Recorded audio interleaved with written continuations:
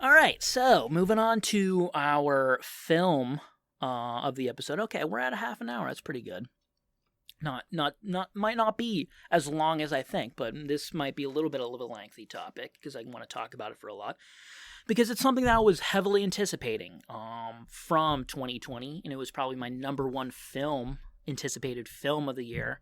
I mean, again, Dune probably was, but that's going to be coming out probably later this year instead of in 2020. But this came out in summer 2020, I believe in July or something like that. I actually don't really remember where it was going to come out in July, and I think maybe it got delayed because of COVID. But anyway, we're talking Tenet, Christopher Nolan's Tenet, something that I was incredibly pumped for. And I watched it. And yeah, so before I get into it, let's go over who's in it and what it's actually about. So it stars John David Washington, Robert Pattinson, Elizabeth Debicki, and Kenneth Branagh. So yeah, they're in it. It's directed and it's written by Christopher Nolan, so it's double whammy of his, and I'm sure he produced it as well. He has a producing credit, I'm sure. Now, what is Tenet about?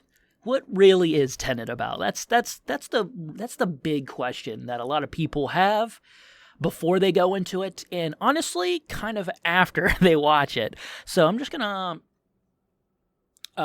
read the IMDb synopsis.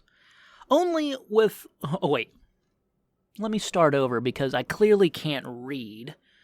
I'm an engineer. I can do math. I can't read words. I don't know what's a word.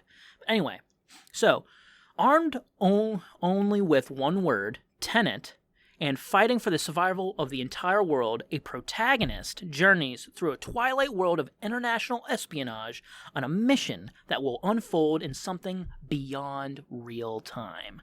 So, if you don't know anything about this film, and I hope that kind of made sense for you, because, I mean, like I said, I understand a decent amount about the film after watching it one time, but it's very complex. But let's just, let's get into it. So, like I said, the film is quite complex and it's very reliant on the plot. It seems like Christopher Nolan just sat down and looked at, how to write a script, a guide on how to write a script to a Hollywood film. And I'm sure, at least I hope, the number one thing was, developing good characters, because that's kind of what drives your story, and that's what kind of creates the heart of your film. And Christopher Nolan just kind of took one look at that and was like, characters, fuck that, and just threw that away and burned the book and just wrote an entire script solely based off of just plot. It was just the whole, every single bit of dialogue in the film was about characters or events driving the plot forward or explaining what's gonna happen or what's supposed to happen in the plot. Plot. That is kind of the main thing of this film, and that's not incredibly different from Christopher Nolan's past films. Dunkirk is very much an experience of fear and war. There's really no plot or characters of any really real relevance of the film. It's just kind of an experience, but that works with it, with Dunkirk. Why I love Dunkirk.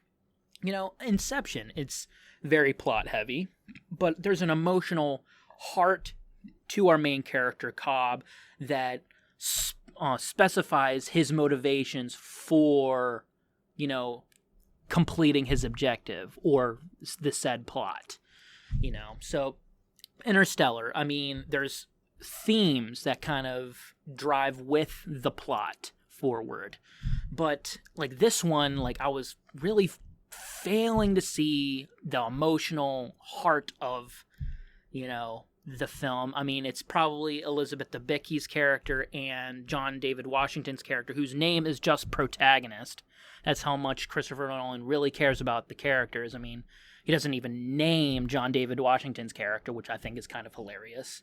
I mean, it's not like that hasn't worked in the past. I mean, if you look at Drive and Fight Club, you know, in Drive, Ryan Gosling is just called Driver, and Edward Norton Fight Club is just the protagonist. But I mean, those films are about more than just its plot. So I think it works there. But in this one, it's like there's really no underlying theme, really. I mean, other than, I guess, time again. I mean, Christopher Nolan is absolutely obsessed with the concept of time. I mean, we're talking about, I mean, it's Inception. We're talking Interstellar, and now this film. Just like it can call it his time trilogy or whatever. But anyway, yeah, there's really no emotional motivations. I mean, there are some underlying ones that are kind of revealed, but then you also scratch your head at, and you're like, wait, what? Like, why do you care so much again? Oh, wait, that was your relationship? But that doesn't make sense with the roles that you kind of put out. I mean, again, it's a very complicated film, and it's a long film. It's like, I believe it's around 2 hours and 30 minutes. And you would think a film of that length would move slowly, but you thought wrong. This film moves surprisingly fast.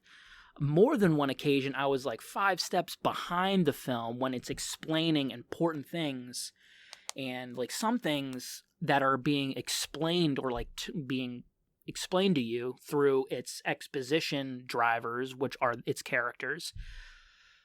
Like, you know, they talk so fast, and it's in the beginning, and that important information that character divulges, you know, comes back to play at the end of the film, or, you know, towards the end.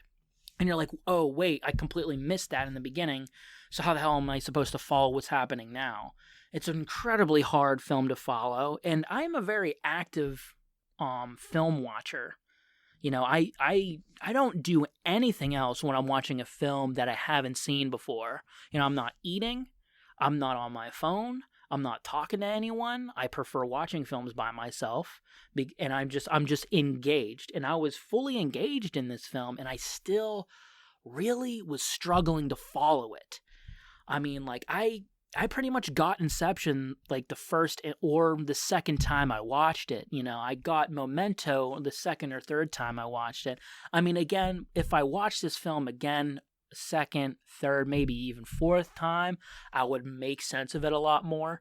But like, it moves so fast, and certain scenes, again, the audio mixing of the score and the sound effects are like higher than the dialogue volume of the characters, which is the same thing that Interstellar had, which is, I don't understand why Christopher Nolan does that. I mean, again, it's there. I mean, it's not that bad, but I mean, it's not like a theater issue that a lot of people talk about, or it's like I had it and I had headphones on and I watched it on this TV behind me, you know, sitting right there, and had headphones. It's not an audio equipment issue. It's an actual audio issue in the film. So I don't know why they don't fix that. It's just so weird. I don't know why the audio mixing is so off with Christopher Nolan films, but it is. And it's like certain important information for you to know later on in the film. So that just, like, again, the whole film, I'm just so confused, and honestly just didn't give that much of a shit about any of the characters, you know, which stinks. Like, it stinks. I mean, you don't really care that much about a lot of the characters in Inception, but you care about Cobb and his, you know, his drive and his motivations, you know, and certain things are revealed, and you're like, oh man, like, this is really great. And, you know, it actually gets to you. And this film, absolutely not. Like, the characters are just so distant, you know? You don't know anything about them. They're, like, at, like, a lot more than an arm's length away. They're, like, light years away. like, he just throws character development out of the window, which is disappointing. But, I mean, again, it's kind of more of it's a plot film. And the plot is very sophisticated and complicated and ambitious, and I respect Christopher Nolan doing something like this. I love how a mainstream film director, which Christopher Nolan kind of is now, keeps trying new things and giving me experiences that I have never had before. And that's kind of what leads me to what the film does not only well, but like exceptionally well. And I'm talking like the effects and the action in this film are things that I have never seen before, like in any form. Like, it's not every day you get to see a building explode and get reassembled at like the same time. It's insane. I think there's 4 main action set pieces in the film, and they all blew my freaking mind. Like, they're so good. The opening scene of this film is really great and very intense and incredibly well done. And the last 20 to 30 minutes of this film blew my fucking socks off. I was like, what? I mean, again, you're not extremely caught up of what was really going on, and some things are like, oh, but I mean, I made sense of it enough with the ending scene climax that was like, oh man, like this is a truly special like experience here. And that's kind of what I viewed this film as, again, kind of like Dunkirk, more of an experience and an experiment for Nolan than an actual like quality film, which again is disappointing to me because I know how good Nolan, like what a amazing film Nolan can make. But I was still, the action did not disappoint. Honestly, exceeded my expectations. You know, I've heard a decent amount of negative things about this film last year before I watched it this year. But so my expectations were pretty low. And yeah, I mean, the plot and the story kind of met my expectations of it kind of not being pretty underwhelming and very complicated and hard to follow. But I was not expecting the action to be so, and the visual like spectacle to be so amazing. I mean, again, I should expect that out of Christopher Nolan. We all should. But I mean, just man, how he's so consistent of delivering a visually extraordinary experience, unlike anything you will ever experience in a film on a consistent basis, is amazing. And it's the main reason why I love him. The sound effects again are also incredible, even if they're mixed higher than the dialogue at a lot of moments in the film. And the score is extremely great and not done by Hans Zimmer, if you could believe that. Hans Zimmer was working on the Dune film before when this film was in production. So someone else recorded the music. I forget I don't know what his name is, but maybe I'll put it up on the video if I don't come up with it. I'm not going to be able to come up with it in time. I'm not going to search for it right now. But he or she does an incredible job. And honestly, I thought it was Hans Zimmer for a second. I was like, oh, wow. And they do this really cool thing with kind of like making the music kind of go in reverse a little bit. It sounds like it's going in reverse, but it's not. And I thought that was really cool. It ties to what the film is about, which is great. I thought that was awesome. Again, like I said, the set pieces are extraordinary, incredibly well thought out too. And yeah, and probably some of the best opening and endings of a film of the year. I think it's just like the first half or like the first 2/3 of the film are so confusing and so hard to follow for me that I just got lost. But I still enjoyed the action and the music and all that like put together. So, overall thoughts of the film. I mean, I've been thinking about this a lot. It might be currently one of my least favorite Nolan films.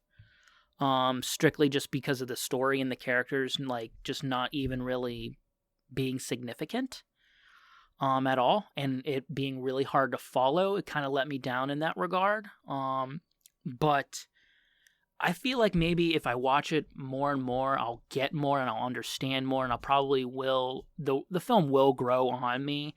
And again, the set pieces and the action were so mind blowing that, I mean, it's just it didn't really.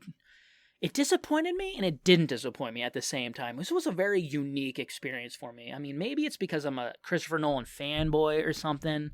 You know, I think if you don't know who Christopher Nolan is, you're probably going to be, and you do, man, I don't know how you can appreciate film and not know who Christopher Nolan is and not be pumped about any of his movies.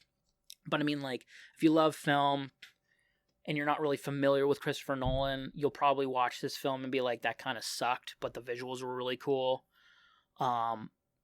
And I think maybe a general movie audience will probably be like, well, I have no idea what the hell just happened, but, you know, again, really cool shit happened on the screen, so I'm satisfied. And it's an incredibly entertaining film. I mean, fundamentally, it's very entertaining. I feel like it fails to do anything more than that for me currently after watching it once, but maybe after I watch it again and again, I'll get more out of it. So, does it got the movie magic, though? Does it have Mikey's movie magic? And, I mean, I do personally value story and characters a lot more than visual, I guess, preferences to films. You know, it's kind of why I'm not a huge fan of the Fast and Furious movies, is because I prefer story and characters. But Nolan gave me such a unique experience and something that I've never seen before, and I was entertained throughout, even though if I was confused. And I respect the ambition. I'm going to say this film does have the movie magic for me. It just gets it, though. I mean, I do kind of, I'm taking into account that maybe if I watch this more and more, I will enjoy it more. And I feel like maybe this film will rise a little bit in my ranking of Christopher Nolan films. So, yeah, I will say this does have the movie magic. I mean, yes, it disappointed me in some aspects, but exceeded my expectations in others. So it kind of just balances out for me. And yeah, I am a Nolan fanboy, and I feel like I can't not give his films movie magic to me unless it's actually bad. And Tenet is not a bad film by any means. So, yeah, I would check it out. I would definitely check it out. I mean, it's a unique experience. It's something that you have never seen before. And if action's your thing, definitely watch it. Because it's, like I said, it's nothing you've ever seen before. So, yeah. Hello there. I hope you enjoyed that video. If you're unfamiliar with this channel, this is Nerd Out Sanctuary. I'm your host, Michael. What do I talk about, you say? Well, I talk about anything nerdy. So that's movies, video games, TV shows, comic books every once in a while. Books, maybe not, I don't know. Anything that I feel like talking about. I'm a huge nerd. I hope you're a huge nerd, and I hope we can enjoy our nerdiness together here. This is a full audio podcast available on iTunes, Spotify, Google Podcasts, the major podcast platforms. So consider going over to those and checking out the full version of the episode. And other past episodes, please leave me a review and subscribe on those platforms. If you don't want to do that, clipped, shorter versions of those full episodes will be posted here on YouTube. So consider subscribing and liking the videos for more to support me and future content that I will be producing in the future on nerdy stuff. So yeah, thank you, and see you on the next one.